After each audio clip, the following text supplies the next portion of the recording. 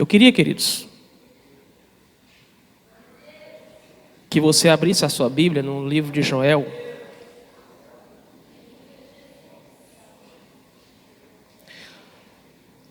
Livro de Joel.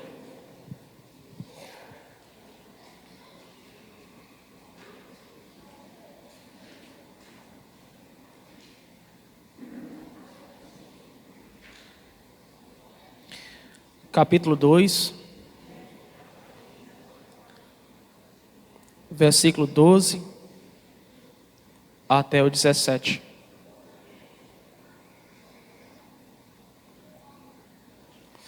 Tem uma mensagem nessa noite com o tema Vivendo o Avivamento em Tempos de Crise. Amém?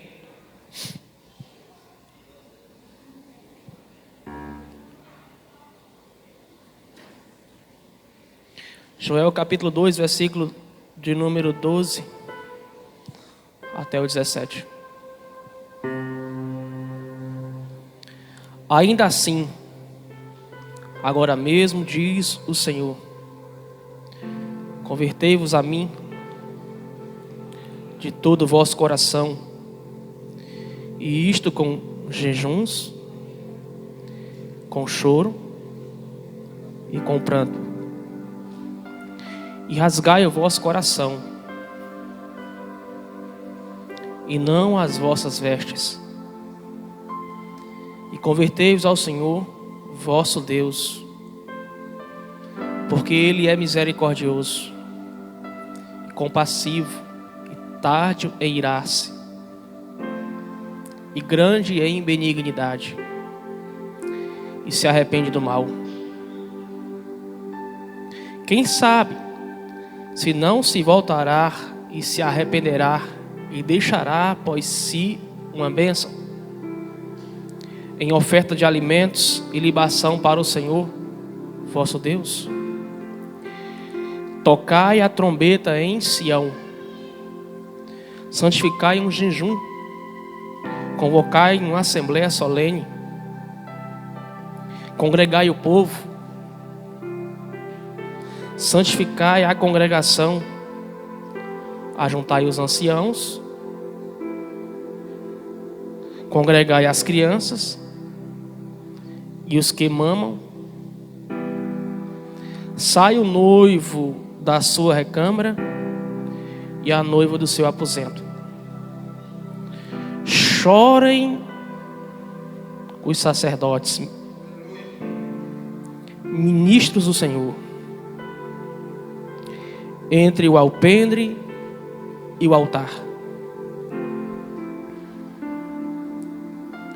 Digam: poupa a teu povo, Senhor, e não entregues a tua herança ao próprio, para que os gentios o dominem.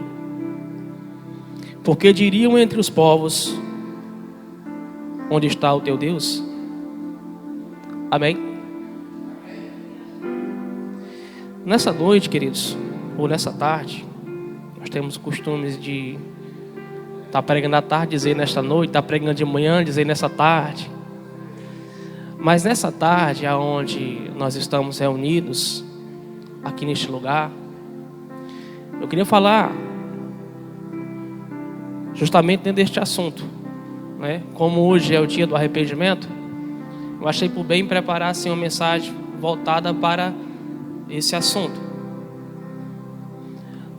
Nesse texto aqui que nós lemos, um texto escrito mais ou menos há 800 anos antes de Cristo, segundo alguns historiadores, há 2 dias de pensamento com relação às profecias de Joel, aos seus escritos.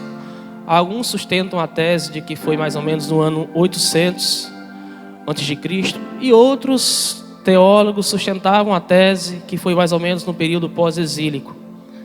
No entanto, a primeira tese ela é muito mais bem aceita.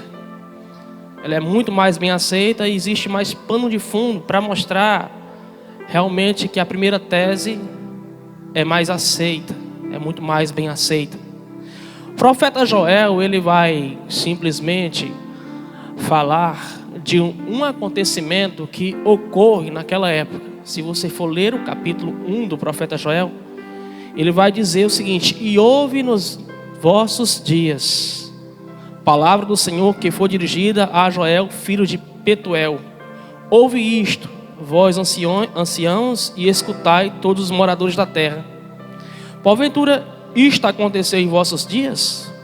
Ou nos dias de vossos pais?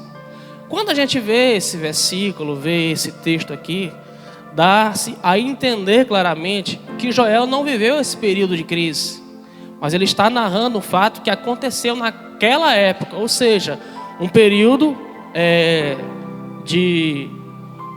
antecessor à pessoa dele. A gente pode entender que ele está narrando um fato que aconteceu, um fato histórico.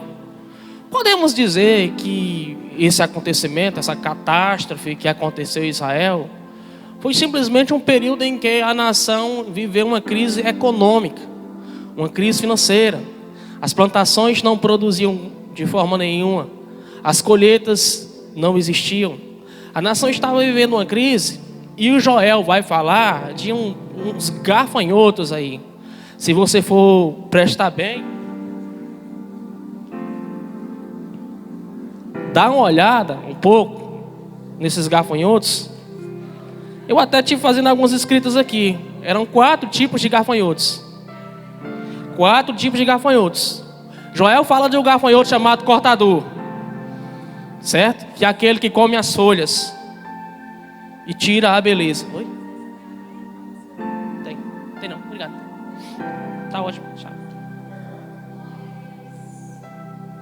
Joel fala de um gafanhoto que é o cortador, o que come as folhas e tira a beleza.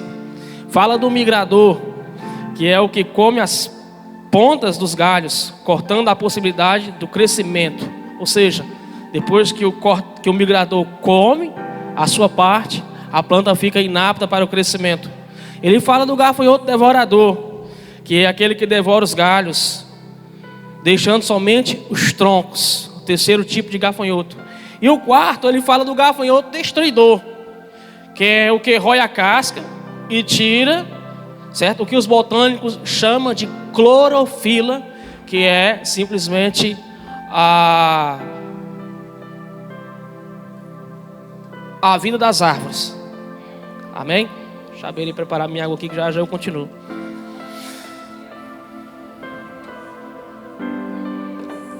Amém. Então o profeta Joel vai falar de uma invasão de gafanhotos, né?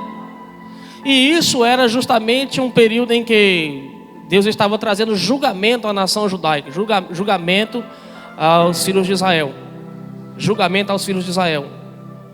Ele vai falar de uma invasão de gafanhotos, especifica aqui os 4 tipos de gafanhotos, e citei para vocês aqui as suas funções.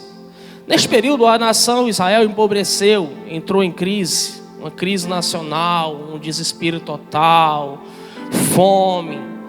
Era simplesmente um momento caótico, um momento em que simplesmente muitas famílias estavam sem esperança, muitos pais de família não tinham sustento na mesa. A nação estava vivendo realmente um caos financeiro, uma crise econômica fora de limites, fora dos limites. E Joel vai falar deste assunto aqui, falar desta crise econômica, vai falar deste assunto, mostrando justamente alguns motivos. Se nós fôssemos olhar para as Escrituras e ver este texto aqui mais ou menos dentro do período dos reinos, dos reinos de Israel, a gente pode simplesmente associar esta profecia, que é o período do rei Joás, certo? Que era rei em Israel e Joacás em Judá. Ou seja, Joacás em Judá e Joacás em Israel e Joás em Judá. Nós podemos associar justamente este livro profético a este período aí de tempo. Joás em Judá, Joacás em Israel. A base e pano de fundo para mostrar que isso era uma espécie de Deus sentenciar algum rei de Israel pela sua, ou seja, de Judá pela sua impiedade. Nós podemos até dizer que sim, no certo aspecto, mas a Bíblia vai nos narrar lá no livro de 2 Crônicas que o rei Joás, ele começou bem a sua história. Começou buscando a Deus, começou reparando o templo, olhando simplesmente para o templo, voltado para o templo, para reformar o templo. Ele foi uma pessoa que procurou simplesmente reatar os laços religiosos de Israel com Deus. Mas, se a gente for parar para pensar, com o passar do tempo, ele ouviu conselhos estranhos, conselhos alheios, e se desviou de Deus, e se afastou de Deus. E pelo fato dele se afastar de Deus, há um versículo lá que vai dizer que Deus levantou um profeta chamado Zacarias, e este profeta profetizou para ele, dizendo que ele se rebeliou contra Deus, e que de forma nenhuma eles iam prosperar. Então a gente pode simplesmente dar a entender que simplesmente este versículo vai falar justamente que Deus iria trazer sentença. Mas não era esse julgamento de gafanhotos, não era esse julgamento de crise nacional, porque se você for ver o texto claramente, você vai entender que depois os sírios vieram contra o rei Joás. Então, justamente o julgamento que Deus estava usando ali contra o rei Joás não era simplesmente naquela época a praga de gafanhotos, e sim os sírios. Mas Joel vai falar aqui de um acontecimento que aconteceu naquela época. Ora, queridos, se isso é fato isolado daquele período ou não é, eu não sei. Só sei que aconteceu. E você poderia perguntar, mas quem estava de trás disso tudo? Qual eram as finalidades simplesmente deste julgamento? Qual eram as finalidades desta crise? Qual eram os propósitos desta crise? E eu queria nessa noite mostrar para vocês uma coisa interessante dentro desse texto, que em tempos de crise, em tempos de calamidade pública, em tempos de sofrimento, em tempos de batalhas, em tempos de pelejas, Deus deseja levantar um povo para buscar a sua presença com mais intensidade. Deus deseja levar o seu povo a uma dimensão de comunhão, a uma dimensão de busca, a uma dimensão intensa de adoração, de louvor, de consagração, de renúncia, de santidade, de pureza, de vida moralmente pura, de consagração no altar, de separação total. Deus deseja constituir um povo justamente neste período. Algumas pessoas não estão entendendo por que esse tal de coronavírus está simplesmente entrando no Brasil, está simplesmente deixando pessoas completamente preocupadas. A gente passa nas ruas, simplesmente vemos pessoas com máscaras, elas estão com medo destas coisas, destes acontecimentos. Queridos, seja lá o que for, se é para Deus trazer conserto a essa nação, Deus vai trazer. Se é para Deus mudar a história de pessoas, Deus vai mudar. Se é para Deus pegar pessoas, tirar pessoas lá da vida pecaminosa e arrastar para o altar, Ele vai arrastar para o altar.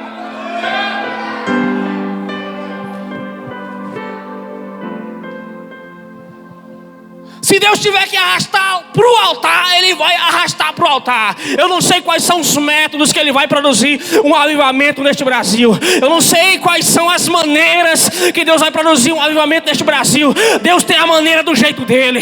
Deus tem a forma do jeito dEle. Nós queremos que Deus produza avivamento ao nosso estilo, à nossa forma. Nós sonhamos com avivamento, simplesmente consagramos a vida, buscamos a Deus um dia, 2 dias, ou 3 dias, ou uma semana, e achamos simplesmente que estamos no direito de Deus nos responder com fogo, onde na verdade Deus exige de nós alguma coisa a mais, onde na verdade Deus exige de nós alguma coisa a mais. Deus exige de nós uma vida santa, uma vida compromissada com a sua palavra, uma vida de renúncia. Não adianta nada a gente passar um dia aqui e não deixarmos os nossos atos pecaminosos. Não adianta a gente passar um dia aqui, chorar muitas vezes neste altar, mas não renunciarmos os nossos pecados, não renunciarmos as nossas iniquidades. Queridos, o verdadeiro arrependimento muda a alma, muda o coração, muda os sentimentos. O verdadeiro arrependimento vem simplesmente para mudar a história de uma pessoa.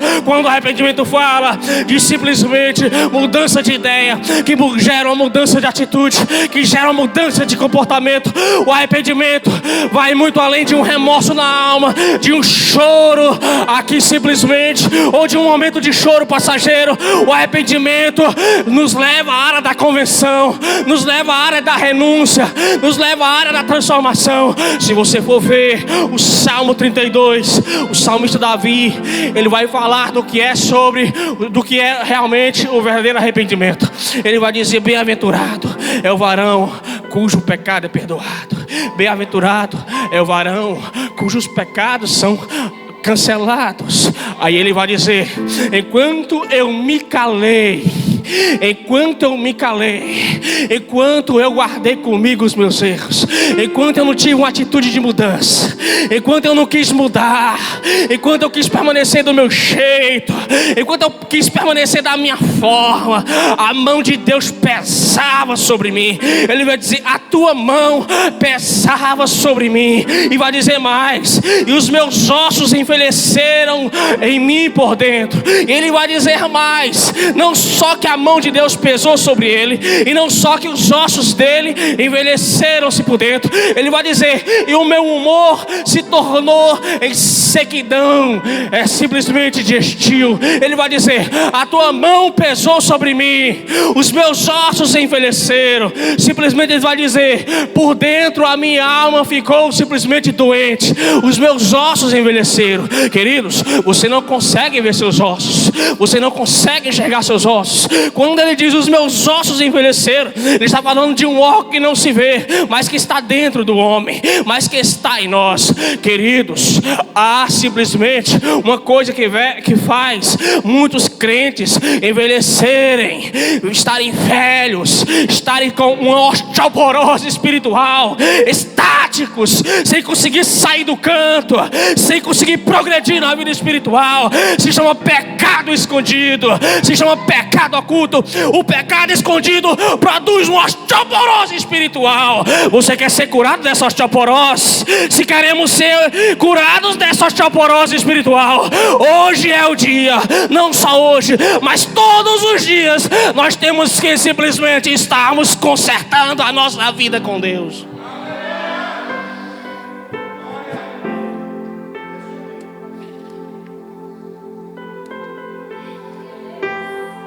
Tem muita gente que está com osteoporose espiritual, está paralítico na fé.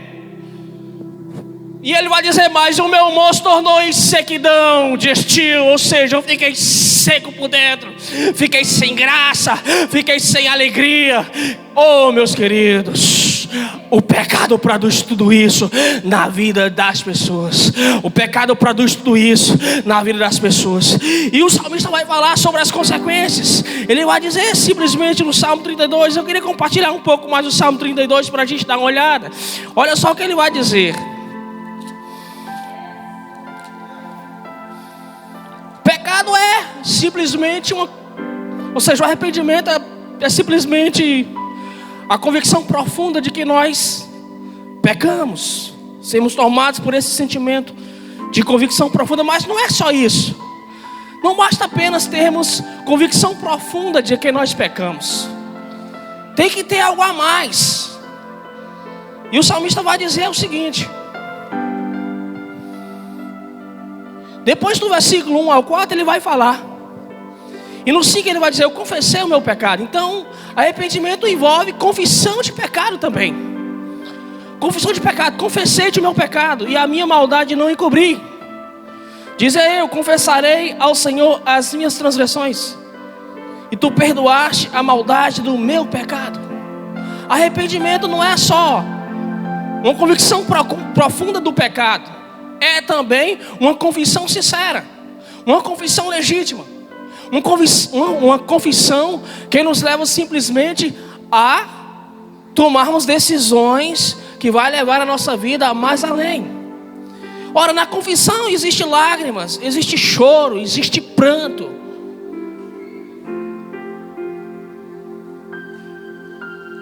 Vou falar uma coisa para vocês aqui.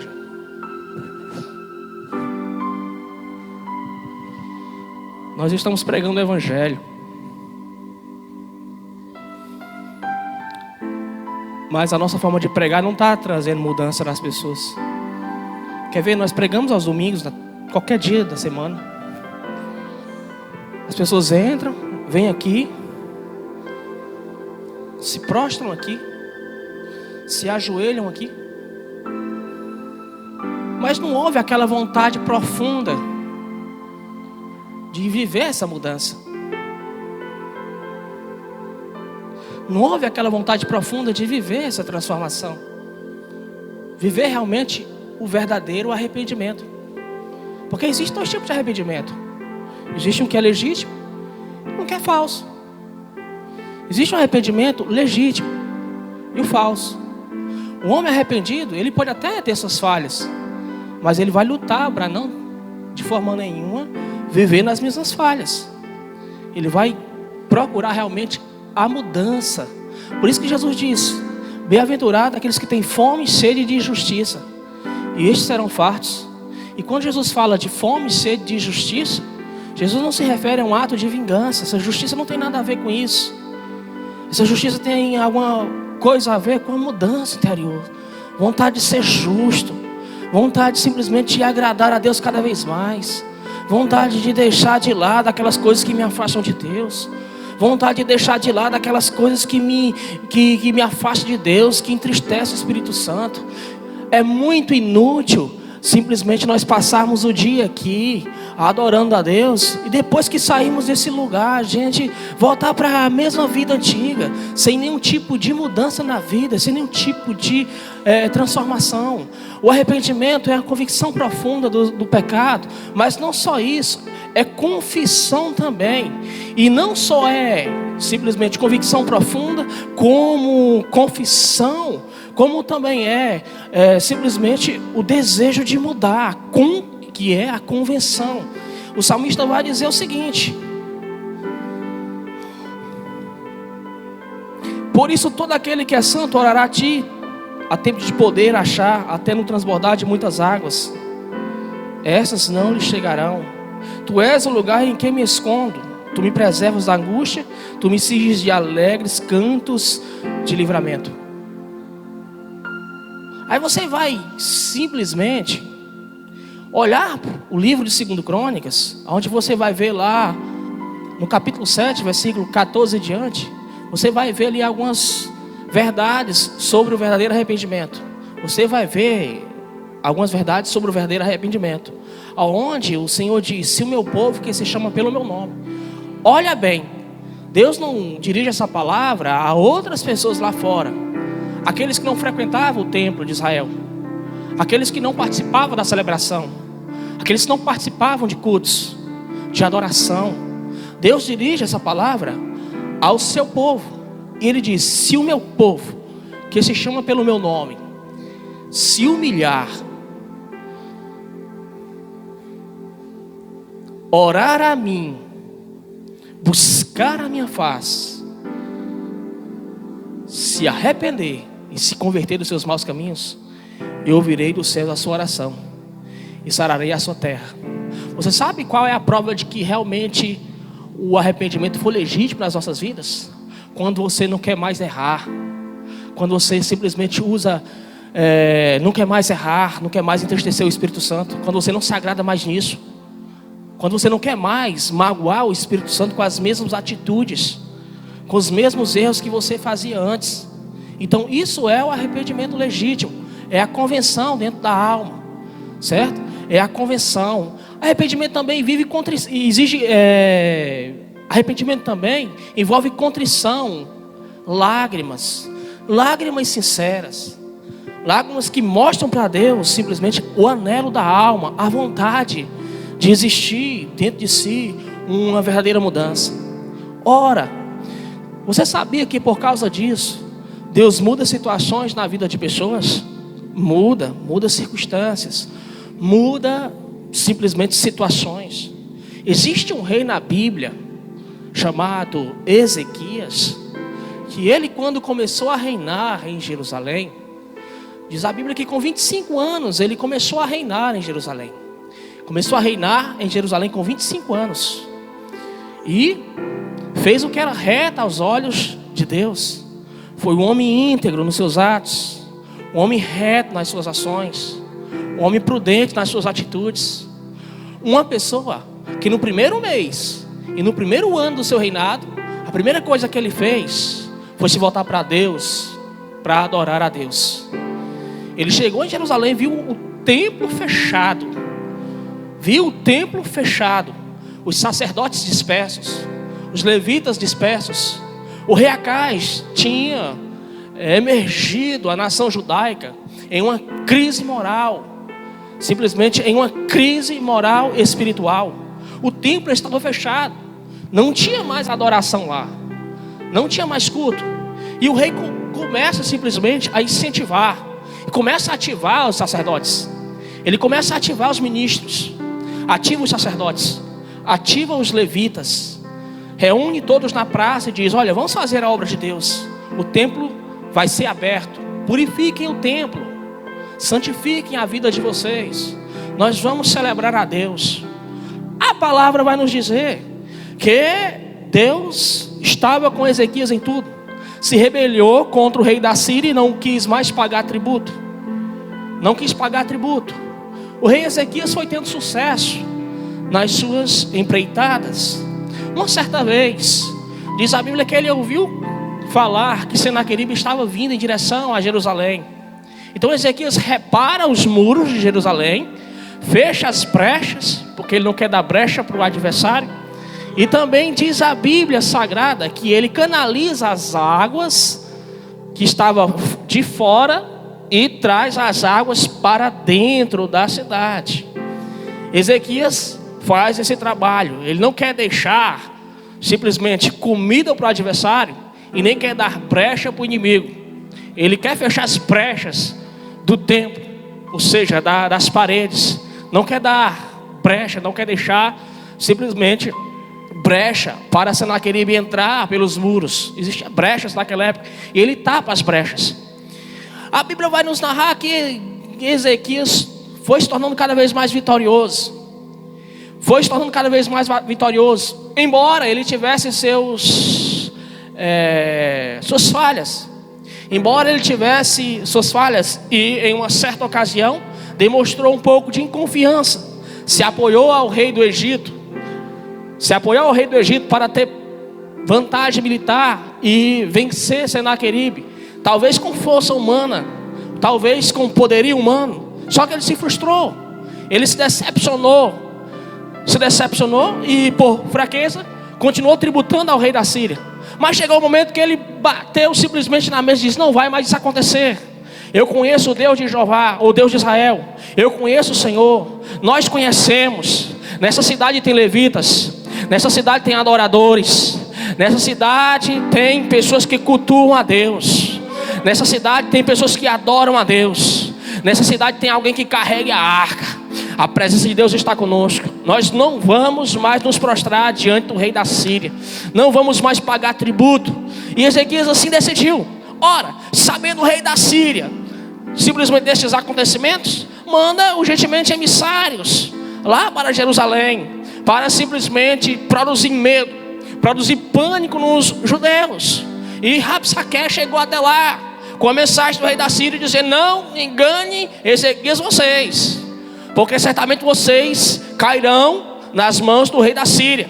Quem é o Deus de Israel para livrar vocês das mãos de Senaqueribe?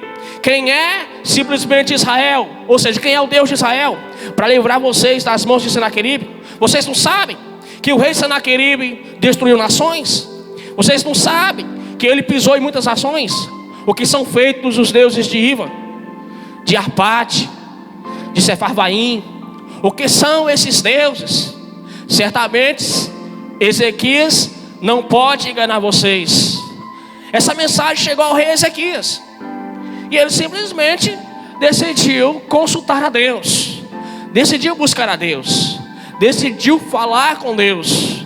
E o profeta Isaías lhe leva uma mensagem de conforto: não te preocupe, ó rei, nada vai acontecer, nenhum mal vai acontecer sobre esta cidade.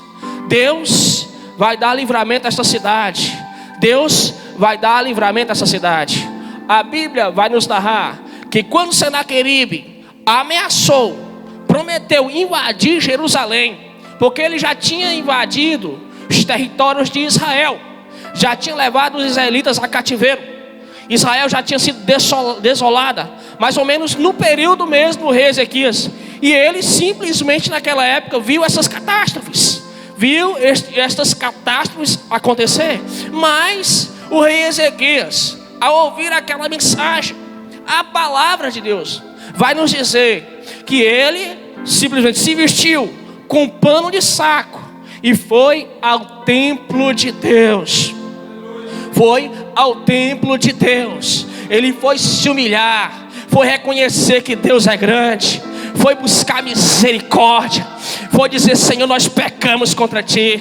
Senhor, tenha compaixão das nossas vidas. A melhor opção para vencermos os tempos de batalha é simplesmente se vestirmos mesmo de panos de saco. É simplesmente se vestirmos mesmos de panos de saco, entrarmos no templo, entrarmos na presença de Deus, abrirmos o nosso coração, desabafarmos com Deus. Nessa noite existe, ou seja, nessa tarde, existem pessoas aqui que precisam ter um momento deste com Deus, precisa desabafar com Deus. Você não precisa somente chegar aqui simplesmente por uma ação ritualística ou por um ato ritual. Você precisa rasgar o seu coração diante de Deus. Você precisa chorar mesmo. Você precisa se humilhar mesmo.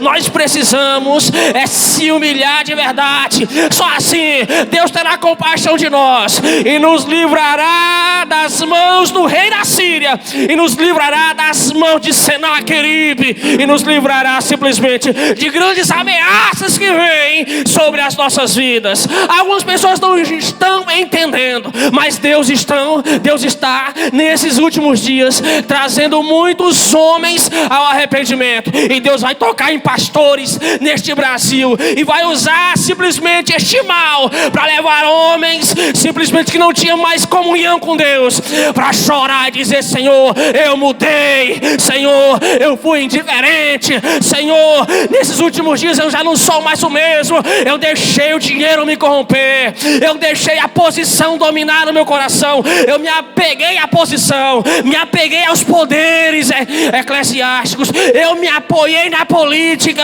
e me desviei da fé. Deus, nesses últimos dias, vai chamar homens ao arrependimento, e se for possível Ele usar isso, Ele vai usar essa situação. Se for possível Ele usar isso, Ele vai usar. Mas guardem isso que eu estou falando: Deus vai tocar em homens grandes desta nação, simplesmente para trazer de volta para os seus pés pregadores de renome. Deus vai trazer de volta estes homens.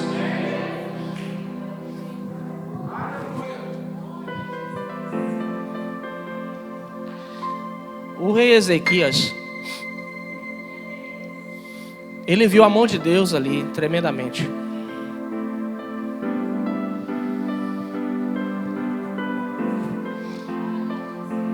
Ele viu o poder de Deus. Deus enviou um anjo só. Deus disse que Senaqueribe não ia entrar em Jerusalém, nem ia atirar sobre Jerusalém nenhuma flecha. O Senhor disse isso através do profeta Isaías: porei um anzol sobre o seu nariz, no seu nariz, e ele voltará pelo mesmo caminho que veio. Deus tinha dito isso. E o rei Ezequias viu. Com o passar dos dias, algum período depois, o rei Ezequias começa a ficar indiferente. Ele começa a ficar indiferente. E eu falo que a nossa principal vitória não é quando vencemos, é quando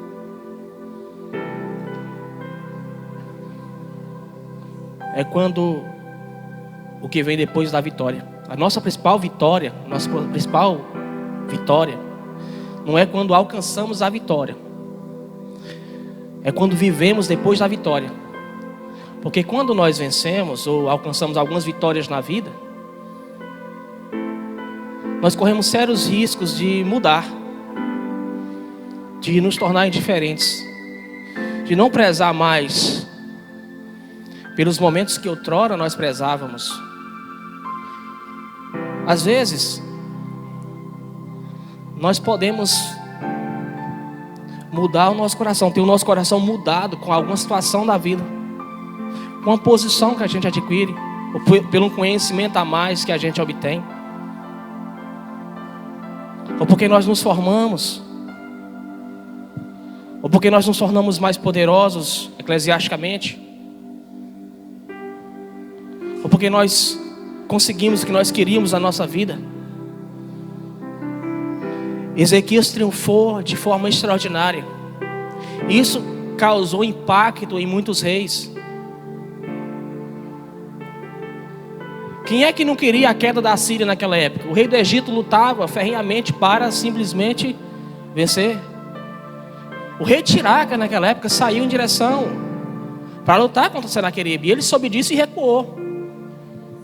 O rei da Babilônia também queria a queda do Império Assírio. Nenhum desses reinos conseguiu destruir a Síria, conseguiu derrotar o Império Assírio. Só Deus através de Ezequias. Só Deus através de Ezequias. Mas foi o rei? Não foi. Foi o seu ato de fé em se humilhar diante de Deus. Foi o seu ato de fé de chegar diante de Deus com o coração rasgado. Foi o seu ato de fé de chegar diante de Deus com o seu coração contrito. Foi o seu ato de fé de dizer: Senhor, veja, apresentar a Deus aquela carta, pedir misericórdia. Queridos, a técnica é a mesma. Às vezes nós que não queremos mais seguir a mesma técnica. Às vezes algumas pessoas não querem mais seguir os mesmos caminhos, não querem seguir a mesma trilha. O modo é o mesmo. O modo é o mesmo. A técnica é a mesma. Sempre Deus estará disposto a nos socorrer. Sempre Deus estará disposto a estender as suas mãos sobre as nossas vidas. Sempre Deus estará disposto a ajudar aquele que rasga o coração, aquele que se humilha diante de Deus. As nossas conquistas, as nossas vitórias não podem simplesmente deixar o nosso coração vazio, levar o nosso coração ao vácuo, levar o nosso coração à frieza. E o rei Ezequias foi ficando indiferente, completamente indiferente, até que um dia ele se viu doente. Ele se viu doente com úlcera. Doente, e a doença era grave. A doença era uma doença mortal, completamente mortal. O rei Ezequias estava doente, a doença era totalmente grave, comprometia a vida do rei Ezequias. Ele estava na sua casa. Eu acredito plenamente que Ezequias, há um bom tempo, não ia mais ao templo. Ele começou a sua fé com Deus. Ele começou a sua fé com aquele pensamento: poxa, eu vou ser rei em Israel, eu vou governar essa nação, ou seja, em Judá. Vou governar essa nação, e não posso governar essa nação sem a presença de Deus. Eu preciso de Deus na minha vida. E cultuou a Deus, ofereceu sacrifícios, ativou homens, sacerdotes, levitas. Todos estes ficaram ativados na obra, em um pleno avivamento, em um pleno momento de adoração. Diz um certo escritor: não importa como você começa, o importante é como você termina. Não importa como você começou, o importante é se você está disposto a chegar lá como Deus quer. Não importa como você começou, você pode começar, simplesmente pode ter começado fraquinho, orando simplesmente 5 minutos por dia, mas você foi crescendo gradativamente, você simplesmente foi crescendo, foi progredindo. O importante é que a glória de Deus permaneça em nós e não saia por causa de nós mesmos, e não saia por causa das nossas atitudes, e não substituamos a glória de Deus pela nossa. Quando Ezequias ouviu falar que outros reinos estavam impactados pelo acontecimento, a Bíblia vai nos dizer que o coração de Ezequias se exaltou. Ele começou a se exaltar e achou que simplesmente ele foi merecedor daquela conquista, se tornou merecedor daquela conquista. E isso foi deixando Ezequias distante de Deus, foi deixando ele afastado. E com o passar do tempo, Ezequias estava na solidão, sozinho, na sua casa, provavelmente acamado.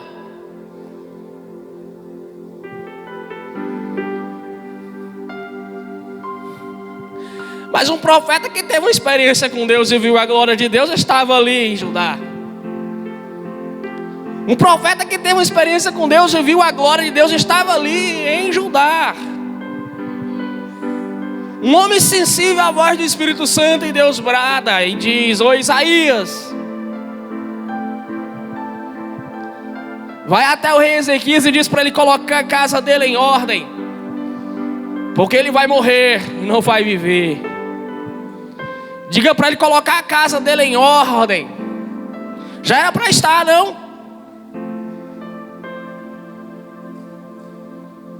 O declínio espiritual produz desordem. Você não sabe por que você está passando isso ultimamente. Por que o negócio está ficando complicado? Veja se não é você que está voando para baixo. Por que a minha vida está uma desordem? Veja se não é você que está voando para baixo.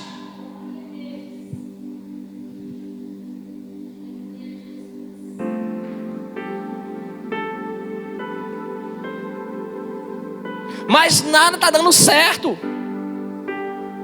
Veja se você não quebrou alguns princípios.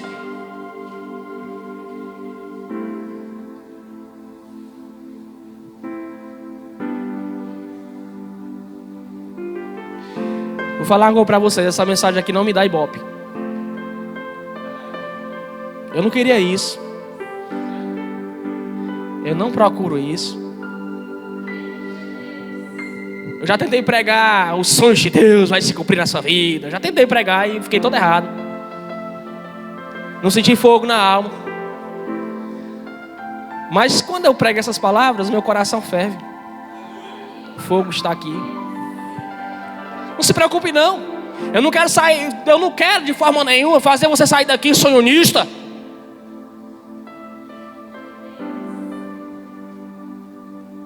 Eu não quero fazer você sair daqui sonhonista.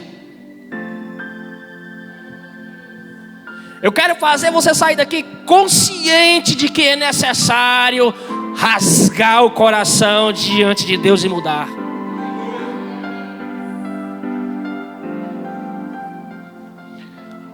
Há uns dias atrás, eu vou contar isso aqui. Nós estávamos ali orando. Eu sei porque eu estou pregando isso. Nós estávamos ali orando, eu e a minha esposa. Deus mostrava. Eu acredito plenamente nas coisas que Deus revela a Berê, porque eu sei quem é a Berê. E nós estávamos ali. E o Senhor mostrou a Berê uns pés. Saía de lá e vinha em direção ao altar da Kadosh, pisando rapidamente, assim, passos largos. Saía de lá, de onde aquele rapaz de vermelho dá o irmão lá. E os pés saíam de lá, pisando rápido. Olha só a visão. De repente chegava no altar. E ele ouvia no altar uma voz bradando. Uma voz poderosa bradando, dizendo: eu vou trazer julgamento àqueles que estão pecando aqui conscientemente.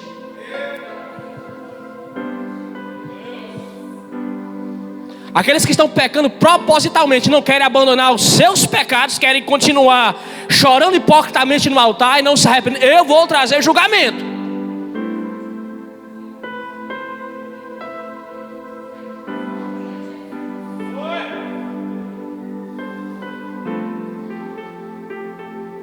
O rei Ezequias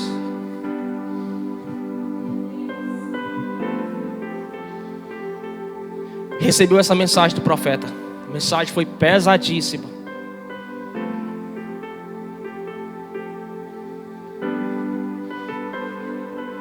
E ele agora está ali.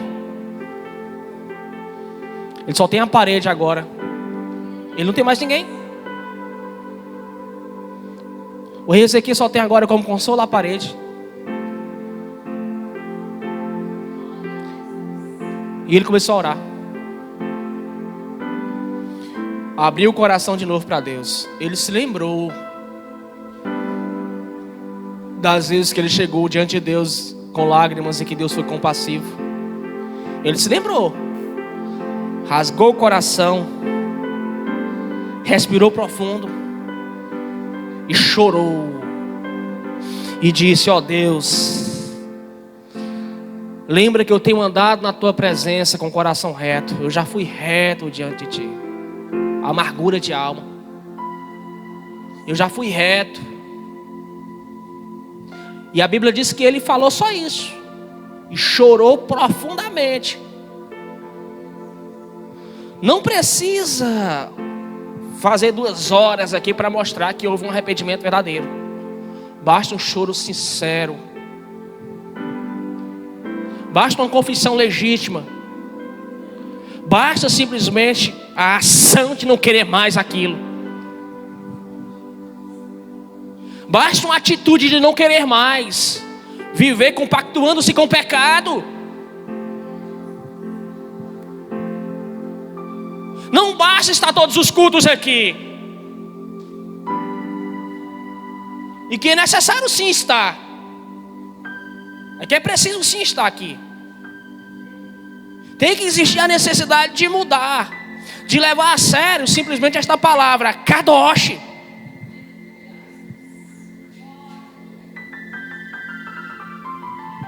A igreja Kadosh, ela tem que ser Kadosh lá fora também. Você tem que honrar por este nome. Não adianta você dizer eu sou da Kadosh e não ser Kadosh.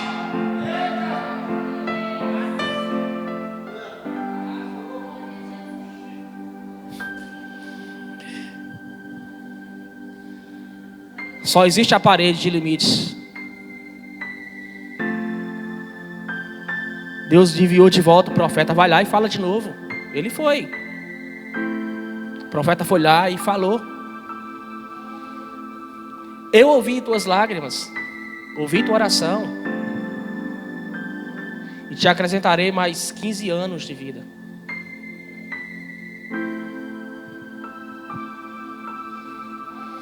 Ele foi restaurado por Deus. Eu quero que você fique de pé. Nós estamos aqui a 6 minutos de concluir.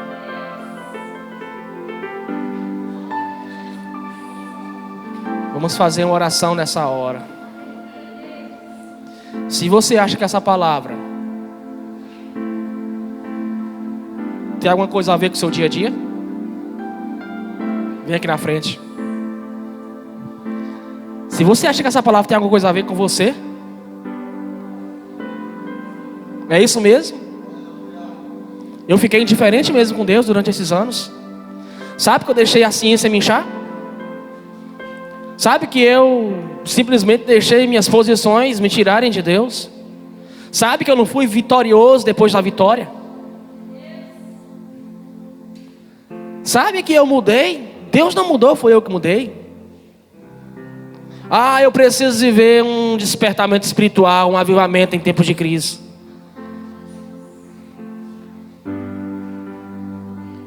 Na época de Joel, Deus estava convocando todos os sacerdotes, todos os ministros, as crianças, os velhos, até as noivas tinham que sair dos seus aposentos. Eram todos. Avivamento não era só com a pessoa, era com todos. Não era só uma pessoa que iria participar daquele momento, era todos. Chorem, os sacerdotes, rasguem o vosso coração, não a vossa veste. Os ministros do altar, os levitas, os músicos. O arrependimento era coletivo. Se o arrependimento fosse coletivo, o avivamento também seria coletivo.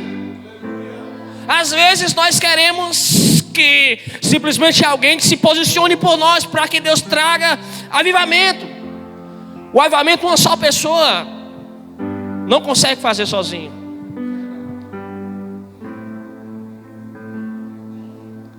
O avivamento Deus deseja manifestá-lo coletivamente na igreja. Mas Ele precisa simplesmente trazer pessoas para o altar. Ministros, chorem no altar, entre o altar e o pórtico do altar. Chorem. Rasguem os vossos corações, não as vossas vestes. Eu queria fazer esta oração.